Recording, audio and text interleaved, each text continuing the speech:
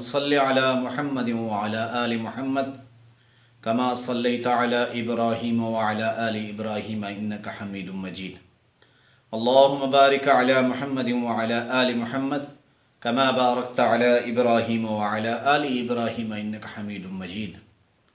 لاکھوں کروڑوں درود و سلام امام الانبیاء شافع محشر محمد مصطفیٰ صلی اللہ علیہ وسلم اور ان کی آل طیبین طاہرین پر۔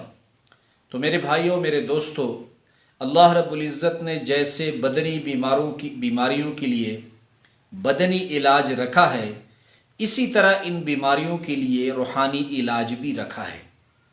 جس طرح مسائل کے لیے اسباب درکار ہیں اور وہ اسباب جب ہم اختیار کرتے ہیں تو اللہ رب العزت ہماری پریشانی حل فرما دیتے ہیں۔ ہمیں کہیں جانا ہے تو سبب اختیار کرتے ہیں، کسی گاڑی میں جاتے ہیں۔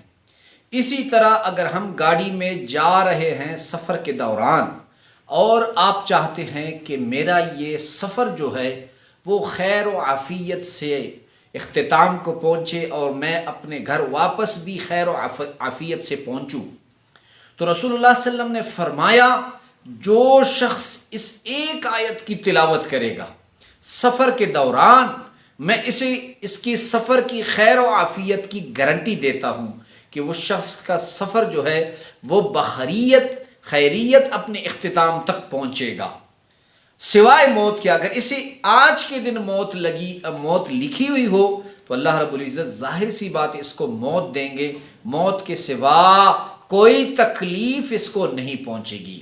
تو وہ آیات کون سی ہے؟ جب ہم سفر کے دوران گاڑی میں بیٹھتے ہیں تو ہم پہلے پڑھتے ہیں سبحان الذی سخر لنا ھذا وما کنا لہ مقرنین وانا الی ربنا لمنقلبون۔ تو یہ آیت تو سب پڑھتے ہیں، لیکن جو گارنٹی والی آیت ہے سفر میں خیر و عافیت کے لیے، وہ آیت ہے وما قدر اللہ حق قدرہ والارض جمیعا قبضتہ یوم القیامت والسماوات مطویات بیمینہ سبحانہ وتعالی عما یشرکون۔ میں اللہ کو گواہ بنا کے کہتا ہوں کہ میں جب بھی سفر کروں، چاہے وہ موٹر سائیکل پہ ہو، موٹر کار پہ ہو، بائی سائیکل پہ ہو یا ہوائی جہاز پہ ہو، الحمدللہ اس آیت کا ورد ضرور کرتا ہوں۔ اور ہمیشہ جب سفر کے دوران میں گاڑی سے اتر جاتا ہوں، تب بھی میں جب دوبارہ گاڑی میں بیٹھتا ہوں تو بھی میں اس آیت کا ورد ضرور کرتا ہوں، کیونکہ رسول اللہ صلی اللہ علیہ وسلم نے سفر کی خیر و عافیت کی گارنٹی دی ہے۔ اور اس دنیا میں اللہ کے بعد سب سے بلند مرتبہ جو ہے وہ آقا دو جہان صلی اللہ علیہ وسلم کا ہے۔ آپ خود اندازہ کیجئے، اگر آقا دو جہان صلی اللہ علیہ وسلم سفر کی گارنٹی دیتے ہیں خیر و عافیت کی، تو اس سے بڑی بات کیا اور ہو سکتی ہے؟ میرے نس تو نہیں ہو سکتی۔